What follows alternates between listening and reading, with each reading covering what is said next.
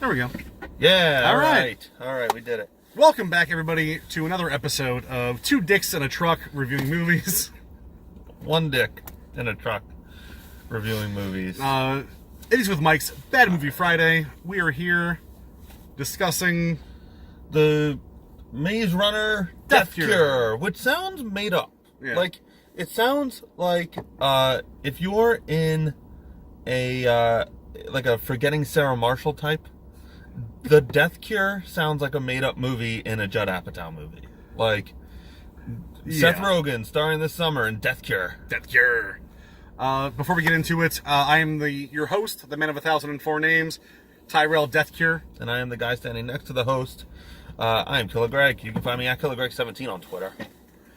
So, we have not seen, I know I personally have not seen any of the other Death Cure movies. Maze Runner movies. Maze Runner movies. Yeah, I haven't either. I don't know. I think that was part of the charm. My roommate came and saw it with us. He's a Maze Runner fan. He and I got into like a little bit of an argument last night. Not about the merits of Maze Runner, but just like that a movie should stand on its own, regardless of whether I've seen the other ones or not. Like I respect that I would be missing a few like inside jokes or maybe some character connections or something like that. But like blasphemy written in the neck here. What was that? The late blasphemy right in the neck here. You can maybe put your thing down. Yeah, let's do that. I'll put mine down too. Right. That didn't help at all. Sorry, continue. Like that a movie should be able to stand on its own. Like The Godfather 2 is a great movie. Whether you've seen Godfather 1 or 3, it stands on its own. It's a tremendous movie. I would say Empire probably works too on its own. Maybe not Jedi. So, like, while I respect that I am giving up certain, like, percentage points on enjoying a movie by not having seen the other ones, if a movie's good, I think it should stand on its own. This is going to sound weird, but I almost I've complained about it all the time. I almost miss the little voiceover that, like, the Resident Evil movies do, as terrible as they are. Where it's just like, hey, Alice, here's a 2-minute rundown of everything that's happened throughout this universe. Because there's a bunch going on in this movie. I don't mind voiceovers in general. Like the critic perception of voiceovers that it's cheap or easy, that you should be able to explain what's going on in your movie without just straight telling you the camera. Like a character shouldn't say, I'm mad now. They should express that they are mad and so on. But for a movie like this, I certainly wouldn't mind it. It's part of the Star Wars appeal is the crawl at the beginning. Yep. Blade Runner, the new Blade Runner, the old one did too, but the new Blade Runner also had like a crawl at the beginning, and it totally works to just sort of set up the world. So while I understand the ideology that it's cheap to just explain what's going on, sometimes you kind of need it. But truthfully, I think I actually got a lot of this world through this movie. Like I'm sure I'm not 100%. Let me throw out what I think this movie is about. Before you jump in there, all right, we'll wait. I will say, I too gathered as much. It just took like an hour and a half. Sure. And then by the time I figured out kind of what was going on, I just didn't care that much. Yeah. But, yes, here we go. Killer Greg setting up. This is what I think happened setting in up the first 2 Maze Runner movies. So, Maze Runner 1, their society has crumbled. There is an outbreak. Like, there's basically zombies. It's not zombies, but it's zombies. There's a zombie outbreak. Some people are immune to the zombie outbreak, but they're very, very rare. So look at that. Zoom out. Manual zoom out. Some people are immune, some people are not. And it appears that this immunization comes to fruition through fear. I don't know if that's true or not, but that's the impression that I got. So they put kids through this maze to elicit some sort of reaction to see if they can stimulate the cure for the zombies out of them. I was thinking adrenaline. Oh, adrenaline? Yeah, that's what I was thinking. Because they have this. Yeah. Okay. I perceived it as fear because that's like the only actual interaction we get in this. But you're right. It could just be adrenaline. So they are in the maze and they bond with each other. It's a Hunger Games situation. They bond with each other. this main character, Thomas, gets out with his friends. They're the first people to get out. They find a rebellion. I'm going to say that's what the whole second movie is about. They meet up with the rebellion. LittleFinger hunts them down. And then now we're at the death cure. I mean, that sounds good to me. That's kind of what I gathered. Right? Man. And then there's obviously interactions like, again, my roommate was super surprised when some dude who we thought died in the first one showed up, and he was important in this one. Oh, eyebrows? Eyebrows. The ugliest motherfucker I've ever seen in a movie. I've seen him in like 3 different movies. I forget which, like, movies and TV shows. He's just so goofy looking. You can't take him serious. He plays a very serious role. I laughed. Every time he shows up, you laugh. Because he's just like, this guy? He's in this movie? He plays a tough guy? He's your hero, huh? Okay. So, I'm gonna do a quick, like, reel back. Yeah. Yep.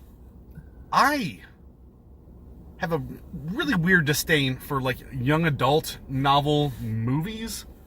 Like Hunger Games. So I've only seen 2 Hunger Games. I really liked the first one. First one was great. A good movie. The second one was like a borderline shot-for-shot rehash of the first one. And I never saw any past that because I hated the second one so much. The second one was almost good, and then it's just like, oh, we're going to pick you up, and then we're just going to do something completely different. Yeah. Which I feel like may have been the Maze Runner problem. Because the idea of, like, this giant maze that kids have been picked to go through, kind of interesting. Sure, me too. It's an interesting concept. And then you reel it back, and it's like, oh, guess what? We got zombies, and it's all because there are these, certain super special kids who need to go and save this dystopian future. Oh, it's so predictable. I respect that, like, there are tropes of genre, and I guess this is a genre now, like the teenagers save the world genre. The YA, yeah. But like, we have the Hunger Games. We don't need this movie, I guess. I saw what did you see any other ones? I mean, I've seen and read the all the Harry Potter movies, which. Oh yeah, I guess those count. I guess Harry Potter did it. Hunger Games is a little meaner than Harry Potter. Hunger Games is like a real vicious movie. Hunger Games, yeah. I mean, it's for a teenage remake of Battle Royale. It does pretty well. I saw the first Divergent movie, and I actually kind of enjoyed that. It wasn't good by any means, but it was like the girlfriend I was with at the time was like into those movies, and she's like, "No, you got to see this one." It turned out to be totally fine. I don't know. I don't know if these movies need to be made anymore. Hot take. Coming in hot. Coming in hot. So let's go into the specifics of this movie, I guess, since we've just done a general overview. All right. So we start off with 2 for 2 on weird train sequences. Train heist, where they're trying to free one person in specific from a Mito. People say, and again, I thought it was Beanto for a while. I'm missing out, I guess. Maybe somebody didn't mumble in the first movie, so we're supposed to know all these things. Everybody mumbles through every word in this movie. Oh, so much mumbling. I don't know what anything is. So they're getting Mito, Minho, Bino, Beatpo. I don't know what his name was. It's Asian dude. They're trying to get him because he's like supposedly the mega cure, the one. He's the Neo of this universe. Is he? Allegedly. No, I didn't think so. I thought he was just one of several. Like they had 28 kids who had the potential to be cure people. Like they were immune, so they were gonna maze run them. There were like 50 people in that first train. The one train they did save. It seemed like this dude was, at least the saviors perceived that he was the Neo. I didn't think he was exceptional at all. I think he was just their friend. No, because like he was. As we get into it, as we talk more into it, let's do that. So they try to, and even what's his face? Barry Pepper? No, Giancarlo Esposito from Breaking Bad. Yeah, her and Walton Goggins are like, or no, I'm sorry, LittleFinger are like, hey, nope, they didn't get the one guy they wanted. Oh. Because they released one train. Again, I thought that had nothing to do with him being special. I thought they just knew he was his friend. Like, he was in the maze with them, so they were going for their bud on the train. No, but they saved a bunch of their buds in that one train. Yeah, that's not their buds. Those are just other people. No, but they were also friends. Oh, the two of them. Yeah, there were at least two friends in there. I feel like that was a coincidence. I don't think that was intentional. It was a coincidence, but it was like, oh, we got two friends. We missed the one, though. But they knew that this one guy was the one they wanted to get. Got it. Okay. And that's why, I'm sorry. The Wicked? Yeah, the evil people are named Wicked. That's their evil corporation is Wicked. WCKD. Are you fucking kidding me? Hey, buddy. Do you ever think we might be the bad guys? I mean, I'm not going to lie. We're shooting at kids. Hashtag spoiler alert. Reveal time. I think the bad guys were the good guys. I think the good guys were awful. Yeah. Like, LittleFinger was bad. Like, I'll give you that. He was a dickhead. But Wicked, I don't fault their motives at all. No. They're looking for a cure, and if torturing 26 people can save an entire race of humanity, I'm willing to accept the consequence of your bad actions. Yeah, I'll give that one a pass, I guess. Like, it's a terrible situation. I don't endorse torture or whatever, but like, these people can save everyone. Especially going, like, as we move on. I gotta lean in. I'm getting like so much. I'm getting blasted by the sun here. Yeah, the sun's just all up in our grill right here. So they rescue the wrong guy. They rescue the wrong train. They're looking for one guy, which is hysterical, by the way. Yeah. And I made that joke. I'm like, oh my god, what if they got the wrong one? That was the plot of the movie. Oops. Whoops. Maybe say both, or have a plan to actually like know which, or open the thing and find out which one's who. Instead of screaming. Yeah, they just bang on the side. Meow! Meow! Meow! Beanman! Meow. Beanman, are you in there? And everyone's like, yeah, we're in here. And they're like, okay, it's this one. So we cut back to Barry Pepper, like, talking to all the people they saved. It's like, hey, we're on the coast here with all these sunken ships. We're going to take this one ship once we get it fixed up, and we're going to go to Paradise, which we know where that is, somehow. Yeah. It's going to a safe haven. It's like when, in the remake of Dawn of the Dead, we're like, oh, we're just going to get in a boat, and we're going to go to an island, because there's no zombies there. Sure. We cut over to the Judge Dredd Tower. Yeah. Where Beano is just getting tortured. He's in the maze, but he's not. Yeah, I think that was supposed to be like a bait and switch, because the people we were with were surprised. They're like, "Oh no, we put him back in the maze." So I thought that. Yeah, I actually thought that was a cool concept. Like, oh Beano, we're gonna put you back in the maze because that's the one place your friends are not gonna want to go, or maybe even think that you are in. That could be interesting. I'd be into that. I was like, oh, that's kind of clever. Sure, put him back in the maze. That's great. But no, it was all a ruse. Virtual VR maze. Virtual VR maze. Oh, classic maneuver. So it turns out they're like cycling his blood out and draining some sort of liquid from his brain. I think it's adrenaline. Greg thinks it's liquid fear. Well, it sounds stupid when you say it like that.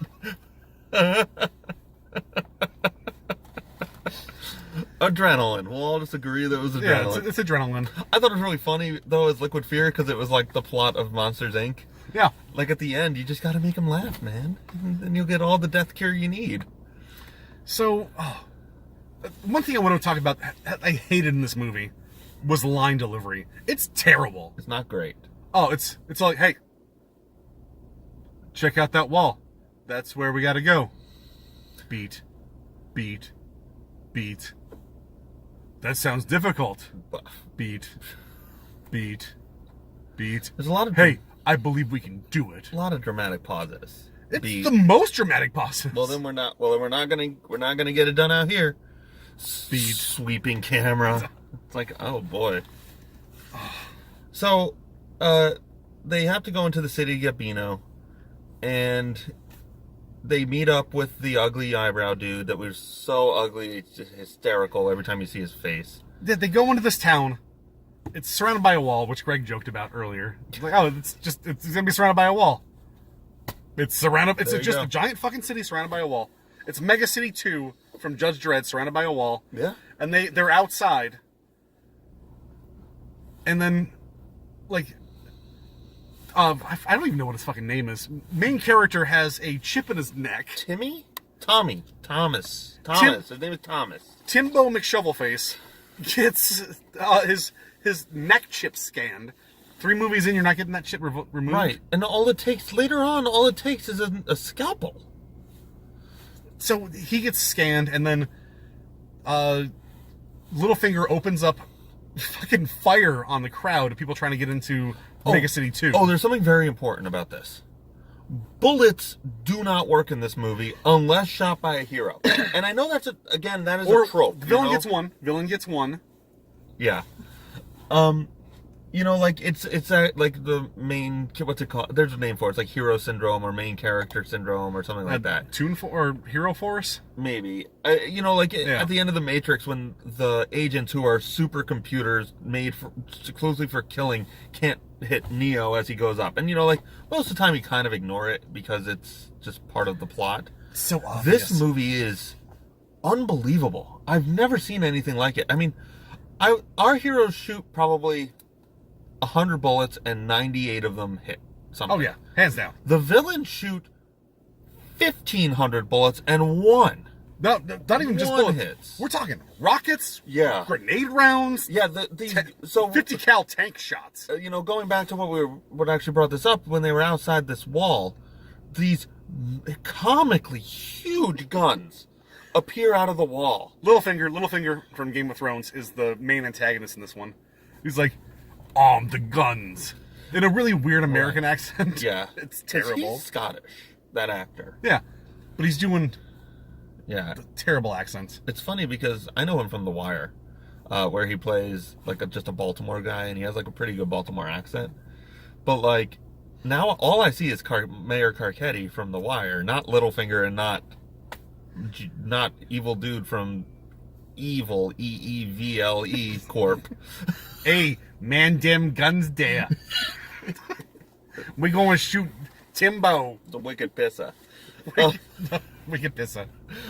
So he arms these comically huge guns and starts firing onto the crowd.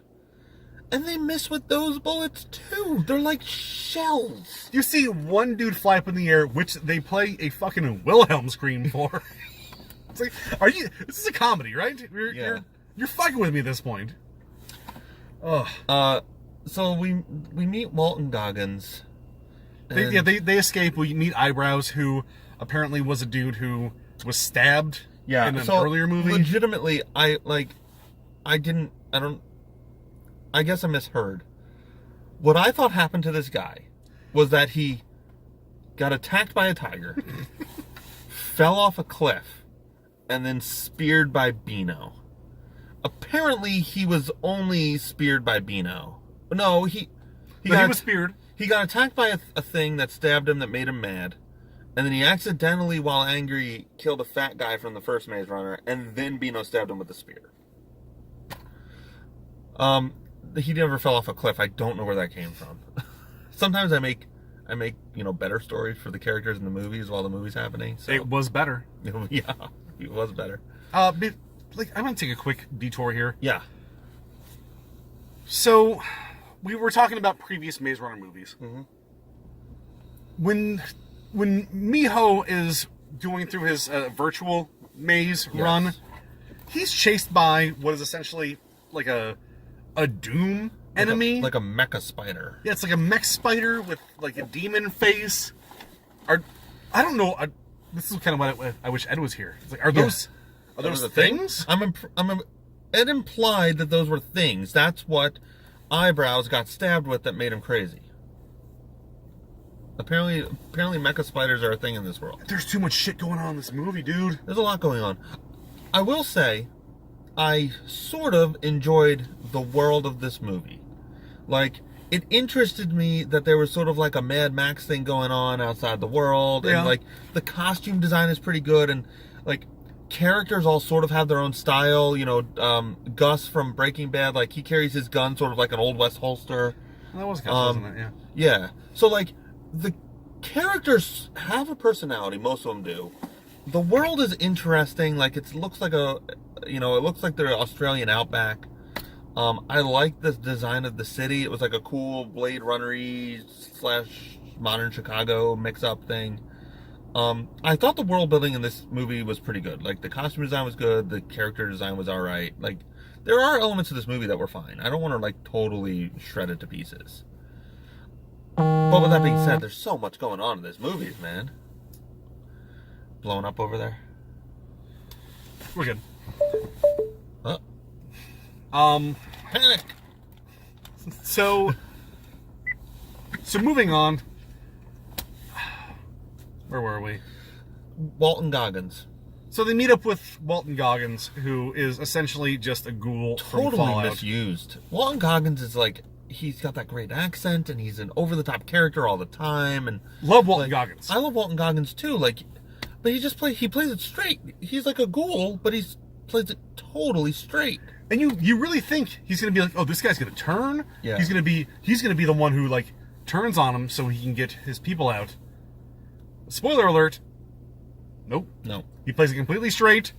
In the end, he rams into the building so they can escape and blows himself up with flares and explosives. It's all right. It's cool. Yeah, but I expected more.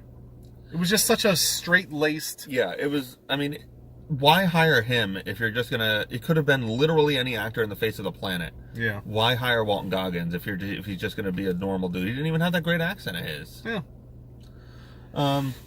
So we eventually just make it inside the walls. We're in the city now. Yeah, it's like, oh, we did it.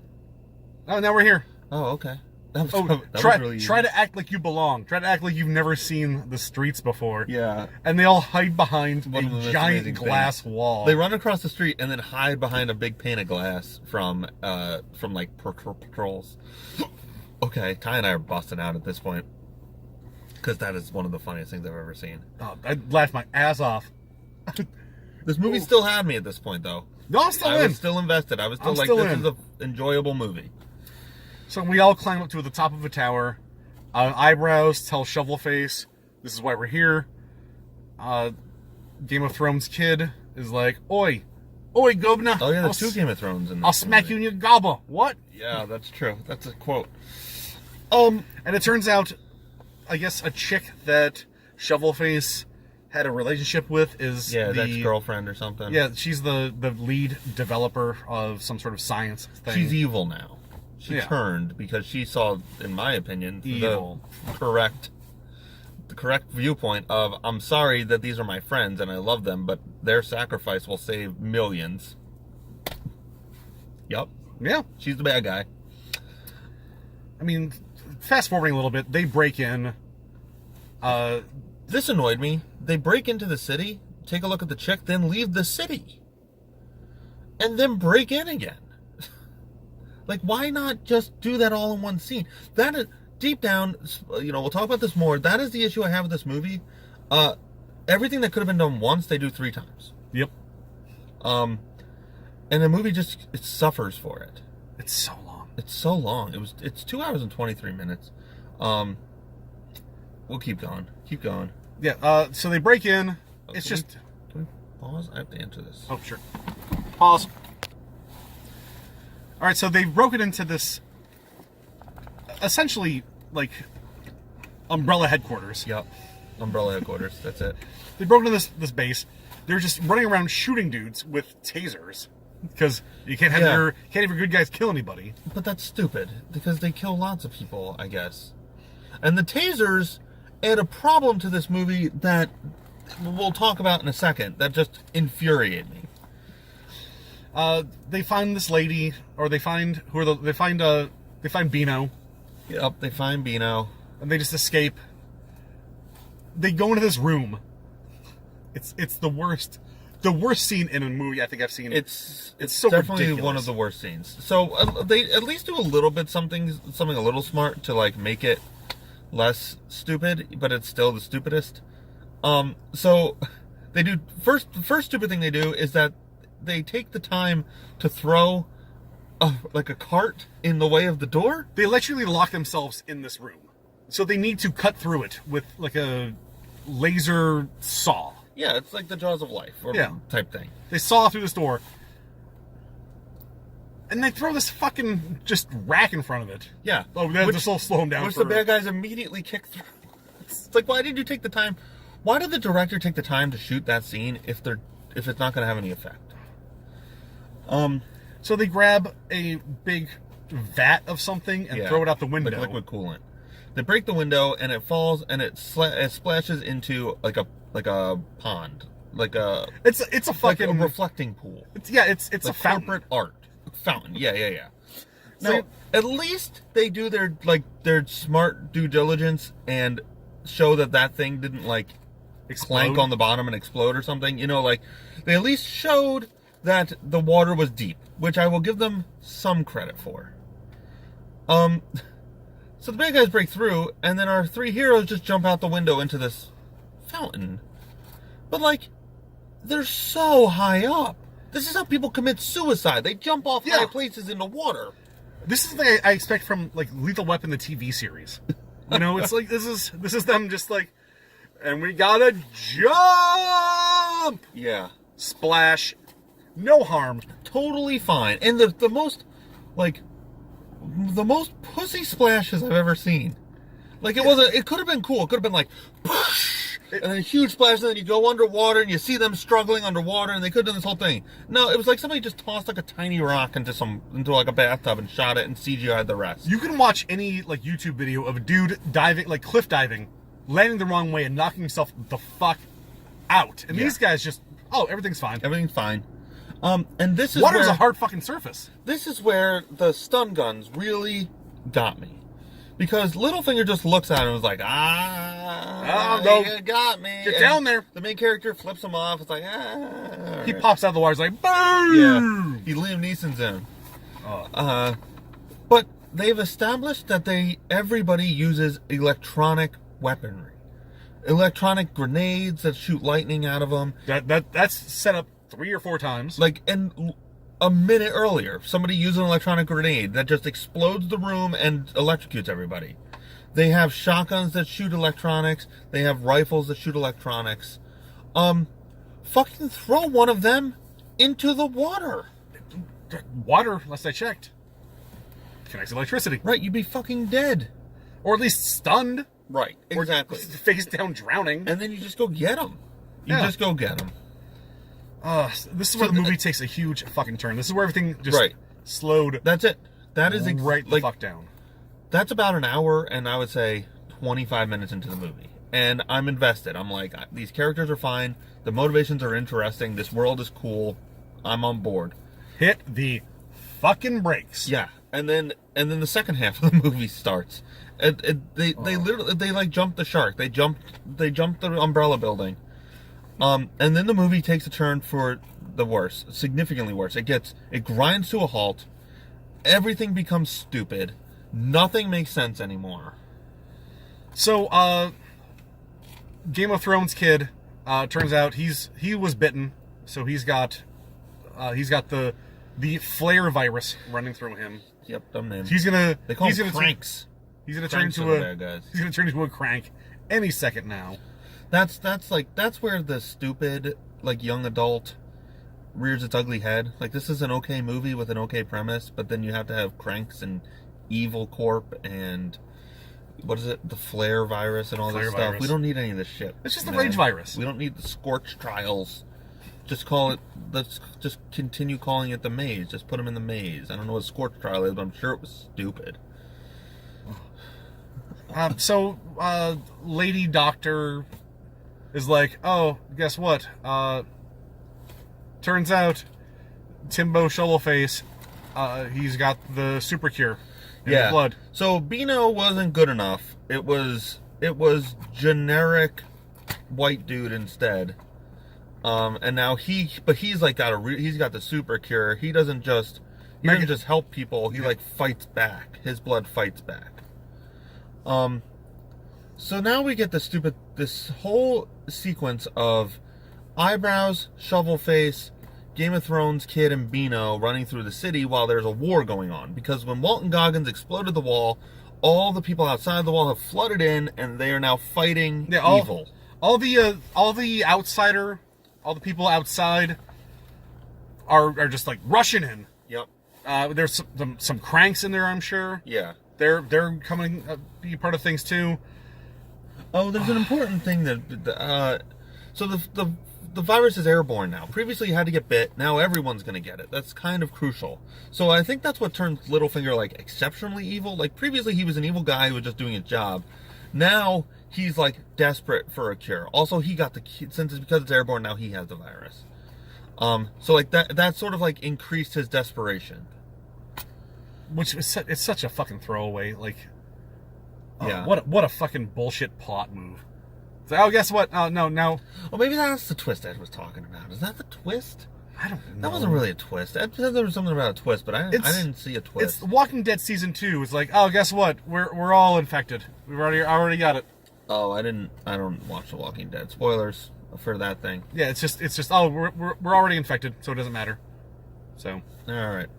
So it's just the rest of the movie is just fucking bullshit. Game of Thrones kid, he finally succumbs to the rage as he's trying to bring him to. I'm trying to get out of the sun, but boy, it is not effective. Yeah, we're not in a great place for it. It's just hitting us right. Maybe if I do it this way, maybe that helps. Does that help? Yeah, but that fucks you. All right. I think this is not better. I think this is worse. So he succumbs to the rage. Perfect. Hey, just two cool dudes looking at the camera. YouTube screenshot. I hope there's not a poster right here that says Scorched Trials on it. Death Cure. We got the Death Cure. So he turns, and he's like, "Oh no, my best friend." Sure. Turned. This is when his arc should have ended. Yeah.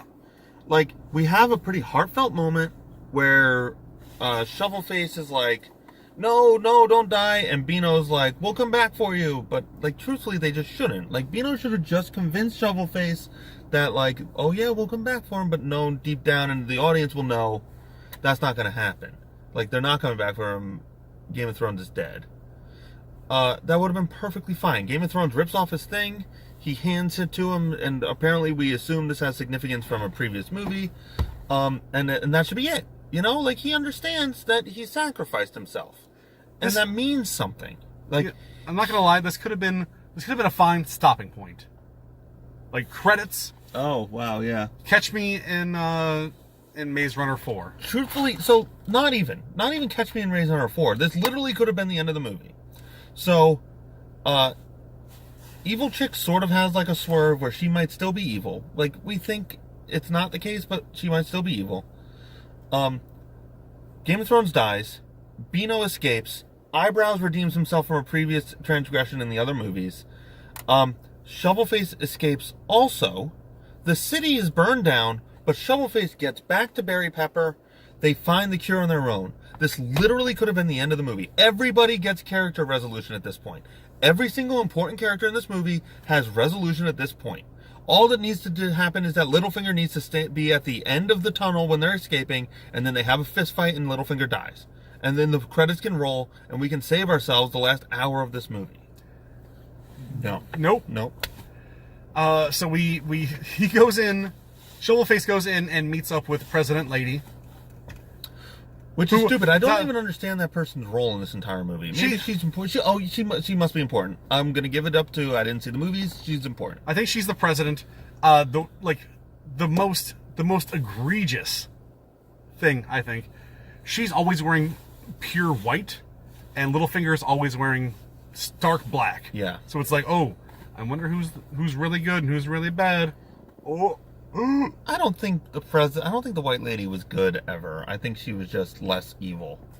Regardless, I mean, she worked for evil. Regardless, it's still it's one of those like screenwriting 101. Yeah. It's like white hat versus black hat. Yeah, boy. You're right. So ShovelFace confronts her. She's like, yeah, well, we may have fucked up, but we're going to do our best to make it right. And then, gunshot, and LittleFinger's like, ha-ha! Oh. 007! So it doesn't make any goddamn sense, but it is a truly rad shot. Like, Yeah. It's straight out of Blade Runner. Like, LittleFinger looking awesome. She just shot the gun. There's fucking smoke billowing out from every crevice of his body. And he, like, emerges from this steam that the gun has made.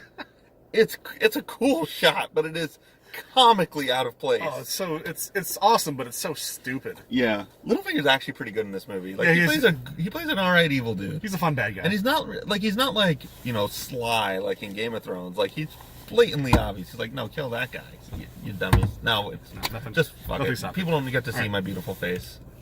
Yeah. They get to see the top half, the most beautiful half. So we move into ShovelFace going upstairs to the... He returns of his own volition. That's important to this. He's like, no, we missed a whole stupid thing, Ty. Oh my god, there's so many stupid things we can't even keep track of them. There's all. so much stupid stuff. This is a long fucking movie. So after Game of Thrones gets his... LittleFinger and Game of Thrones are two different people. That's important. We should have specified better earlier. So Game of Thrones gets his resolution. He rips the thing off, hands it to him. That should have been the end of it. It's not.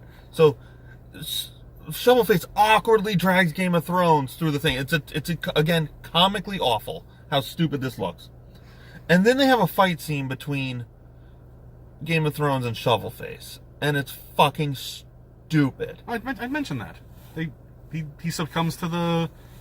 You said he succumbs, but we didn't talk about the fight. Oh, there's a fight scene. There's a stupid fight scene, and then ShovelFace stabs, sort of accidentally, Game of Thrones in the heart, and then all his friends have to come and mourn over him, and it's like a 6-minute scene, and it's egregious and awful. It takes forever. Your character had resolution. You don't need to give him a second resolution, and we certainly don't need a unnecessary fight scene with a character you don't want to see him fight in the middle of a fight scene.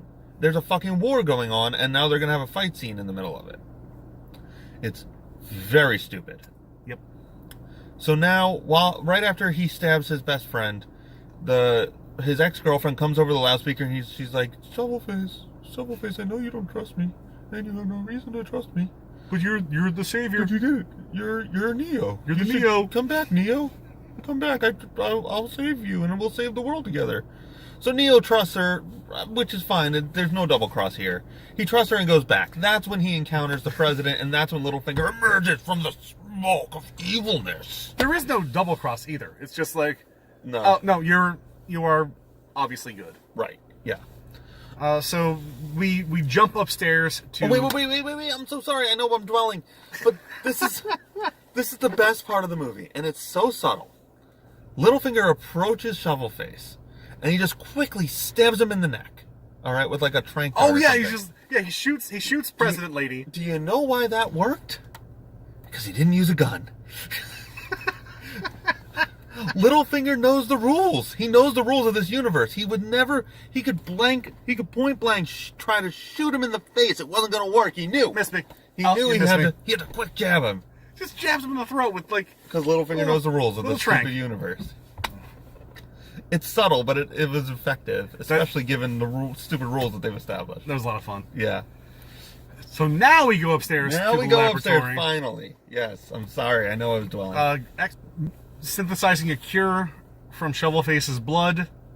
And he's like, oh, no, I don't want this. Yeah, the cure that saves the entire world. I don't like this. So she pulls it out. It's in a little blue vial, not unlike the T-virus in the Resident Evil movies. And he's like, LittleFinger's like, give me that. And she's like, no. And he's like, give it. And she's like, make me. He's like, okay. And then fight scene. Yeah, so ShovelFace gets free, and LittleFinger and ShovelFace have a surprisingly good fight scene. No, like it's a good back and forth. LittleFinger's good at karate, which is fun. The action in this movie's not bad. Action in this movie's not terrible. Yeah. How does he die? Does he just LittleFinger? Yeah. He gets eaten by zombies. Oh, that's right. So they keep on fighting, and they go into this. It's essentially Jurassic Park. Yeah. Where they go down to another laboratory, and it's like little ShovelFace and ex-girlfriend are hiding. Should we zip around? Do a little quick No, I'm in pause? frame now. All right. So we zip around this kitchen, which has a glass wall with zombies behind it. Mm-hmm. And then he's like, ShovelFace, come out and play. Yeah. It's one of the dumbest scenes I've ever seen in a movie because the room it's like a bedroom size. It's like 10 by 40 maybe. You know, I guess that's bigger than a bedroom, but it's not big. It is a small room with minimal hiding spots. It is set up specifically so they can have a little bit of a scuffle, and then LittleFinger can get eaten by zombies. Yeah. Because that's what happens. Like, he notices the girl, and he notices him, and ShovelFace is like, get fucked. And then hits the button, and then the zombies get released on him. And he gets eaten. And that's the end of that's the end of him. That's the end of him. And then they the only run. person who deserved a good resolution doesn't really get one. Then they run to the roof. Yep. And the worst part of the movie happens. Yeah, so, like, this movie has no real sense of tension. Zero tension. Because there's no consequences for its characters. Out of all the resistance, the small resistance, one of them dies. Yeah. One of them dies. One of them. So, like, you're never concerned because no one ever gets shot because the bullets don't work. They're blanks. Characters are never in danger. They're always gonna get out of it. There's always gonna be, like, they establish early on, there's always gonna be, like, a surprise, you know? Like, literally in the first action scene, there's people pop out of hidden locations because, like, surprise, it was safe the whole time. Even the first action scene, ShovelFace and his buddy, like, were late getting to this train robbery. And it's like, oh, guess what? Everything's fine. Everything's fine. There's no consequences. The characters are never, ever in danger. So when we get to the climax, like the actual climax of the movie, and ShovelFace and his girlfriend are on the roof, there's no tension because we know for a fact that his friends have a helicopter. Yeah. We've seen it several times leading up to this. So them being on the roof, there's not even, like, if this is the tension builder you want, you need, like, to establish that the walkie-talkies are broken or something. Like, we have to go to the roof. We can't. We're supposed to meet them in the basement. No one's coming through. Yeah, like, no. The walkie-talkie got shot. Like, we have no way of contacting them to let them know that we're on the roof. There's still not going to be as much tension because this movie is bad at it, but at least then you are saying there is a reason why my friends won't know where I am. You are giving the audience an explanation for why there should be terror, why there is tension. Yeah, but then you can't easily write yourself out of it. As they do, because just helicopter shows up. Yeah. And it's like, hey, what's up? Oh, nice shooting, kid. Great shot. That shot was 1 in a million. Yep. We're here. Everything's fine. And then they have a terrible scene where, like, he can't back up for literally no reason. I can't get any closer. Why? No reason. Jump. Because he said so. No, I Jump. But ShovelFace has been shot. But He's been shot in the gut. But they're legit touching each other. They have their arms out and they're like, can't do it. No. All right, fucked it. All right. So ShovelFace ends up, like, ex-girlfriend shoves ShovelFace into the. She Mass Effect 3's him. So he's just like, he grabs on. Yeah. He gets pulled in, and then and her, instead of jumping in too and following, For literally no reason. just turns around. And is like, oh hey, check This it out. is my fate now. This is what the script says. The entire city's exploding. I'm just gonna hang out and watch this. Yeah, the building crumbles and she falls to her death. But she's dead. I suspect that might have had more emotional impact if we had seen the other movies, so benefit of the doubt, maybe that was important. But to me, this girl was barely set up. Like, I was never given a reason to care about her. I was told that the main character cares about her, but I don't care about him, so who gives a fuck? I disagree, man. I think her end was so stupid that any emotional weight is just drained from it, because just fucking jump. Right. Throw him on, and then even make an attempt for the helicopter. She just stands there. Like, oh. And it wasn't like, oh, you know, I'm falling. Goodbye, everybody. It wasn't a matter of, oh, remember me. I fucked up this. I'm resigning myself to my fate. Right. I deserve this. It was like, oh, I should totally be able to do this, but oops, I can't. Right. Like in a better movie, there would have been a thing like, this building has the virus in it. Somebody has to stay behind to explode the virus, or else, even if we cure it, like no amount of your blood is going to cure the super viruses we have in this building. I have to blow it up. I love you. Goodbye. Throw onto the helicopter, pull the lever, explode the building. So, I'm just a dude who makes better movies. Like, this is just script 101. This is man. 101. Characters need reasons to do things. If you want us to care about your characters dying, you need to make us care about them. So speaking of script 101, ShovelFace passes out. Yeah. Wakes up, 3 weeks later, and they're just on Magic Island. And first half of the movie is fine, second half of the movie is too long and stupid.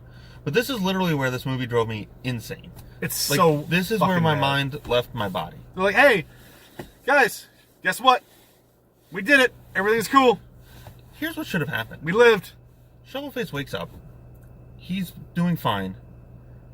He reveals, opens the thing, sees the island, sees his friends. Everyone's happy? Credits. Instead, roll the credits, man. He opens his fucking... He's on what looks like the one of the cabins from the maze. Oh, was it supposed to be like a bait and switch? Maybe. Like he's back in the maze? I don't know. That's what it seemed like to me. It looked like one of those cabins. You're right. You're absolutely right. Yeah. But he's there. Maybe it was just a callback.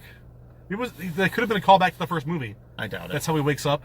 Oh, wakes up in the maze. Yeah, because they say he doesn't remember anything. Interesting. If it was a callback, actually, pretty smart move. Once again, did not see any of those. Could have still been the credits. Still could have rolled the credit there at that point. Like, oh no, am I back in the maze? Looks over, all his friends are happy. He smiles. Credits. You see the ship in the ocean that they obviously sailed in on, because they do pan into that ship on the ocean that they obviously sailed in on. And then he walks around for 15 minutes. And then one of his buddies is like, hey, we found this on you when you died. And it's a little note. Cracks it open. And it's Game of Thrones' last message to him. Right. And even that would have been fine. Oh, he left me a note. And you don't read it, smile. Right, you don't have to explain everything. Maybe a single tear. Sure. And then credits. We don't need you to read the note to me. We could have just known that Game of Thrones knew he was going to die. He left a note for his best friend. That has meaning. That has emotional impact. What he actually says means no more than the simple fact that he left him a note. That is your emotional weight. All right, so sorry, mild. Our camera was melting. Camera was melting. So he reads this note out loud. I left. Left. I left the theater. I said I'm done with this. I just couldn't take it anymore. It was so bad.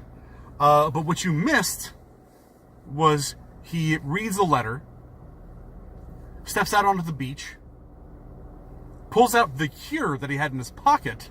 No. Looks at the boat, and he's like, I'm going back. I'm going to cure humanity. Did you really say that out loud? No. That was his look, though. Okay. Yeah, that was... Sure, I guess that's fine. That's what you should do, man. They just let people do their done jobs. The whole thing. I get it. Kill LittleFinger. But, because he's a bad dude? But stay in the fucking city. Or don't. I don't know. I don't know what the end game of this movie. I feel like this world is worse off at the end of this movie. The world is definitely worse off because of our protagonist's jobs. Right. Their direct actions have caused this world to be worse. It's not like Harry Potter when Harry Potter defeats the ultimate bad guy. It's like, oh shit, you freed us. It's not even like Hunger Games where Katniss destroys the government, which is evil. Right. These guys are just like, well, there's this zombie thing. We gotta take care of that. I get it. I recognize that Evil Corp is not good people. But their motives are pure. LittleFinger's are not. LittleFinger specifically says, there's not enough blood in your body to cure everybody. I get to choose now. Like, he was playing God. He was basically like saying, I will shape the world in my image. And that is inherently bad, I guess. But except, is it really? Because if you can only cure 100 people on the planet, maybe cure the doctors and scientists? Well, it depends on who he wants to cure. If he's only curing white people, I guess that's bad. Is he running around just curing sluts? Right. It's like, oh, me and these 99... Right. Cure for a blowy. That's bad. That's a bad LittleFinger. But as a whole, the government didn't seem bad exactly. They're misguided, maybe. Sure, but not bad. Bad things have to happen. Wars happen. People die, and like you can't just excuse that. You know, like 400, however many people had to die in World War II to stop the oppression, to stop fascism, and like people died, and there's sacrifices, and I understand that like you don't always choose to make that sacrifice, but like, you know, like there was 26 people who had to suffer to potentially cure all of humanity, and that's totally fine. There was a draft in Vietnam, there was a draft in World War II. People are conscripted to fucking do things that they don't want to do for the greater good, and it fucking sucks, and I get that, and I'm sorry Beano was captive and he was your best friend from the Scorch trials, but you gotta have a better head. Like, you gotta think, you know? Barry Pepper was never like, we're gonna find a cure, we gotta get Beano. He was like, we're getting the fuck out of here. Beano is your best friend, we gotta put him on the boat. No, he wasn't even like that. He was like, I know Beano's your best friend. Fuck him, we're out.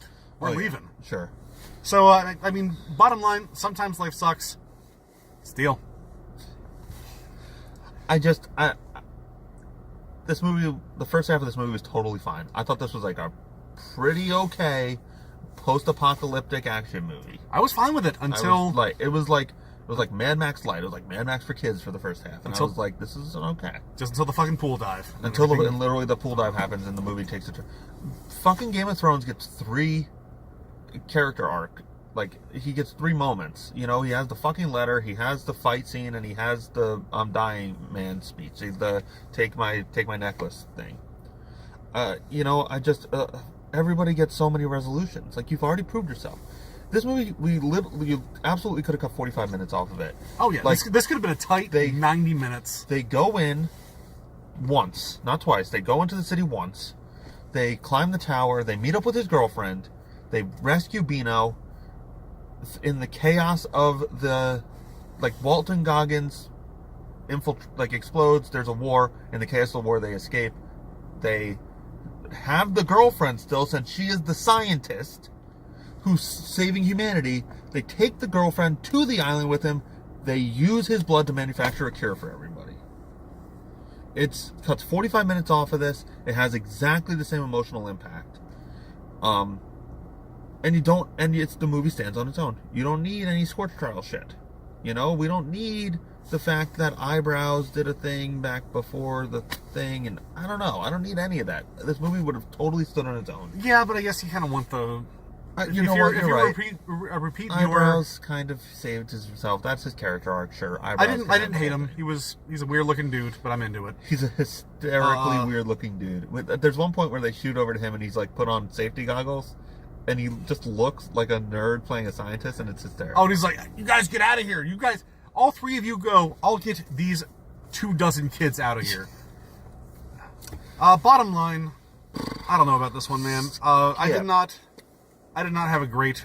This is not a fantastic bad movie Friday for me. It's important to say, my roommate likes these movies. He was very happy with this movie. So if you're a Scorch Trials fan, go see Scorch Trials 2, Death Cure. If you're into Sudoku running, this could be perfect for you.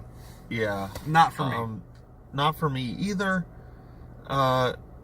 Maybe watch the first half. That's pretty good. Yeah. Literally, as soon as you see them get stuck in a room and topple over a stupid cart, just go about the rest of your day.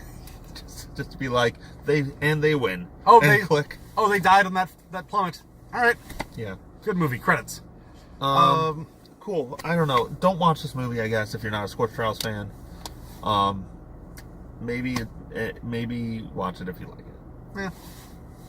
Or don't. This movie's fine. This is the most milquetoast movie I've seen in a very long time. So predictable.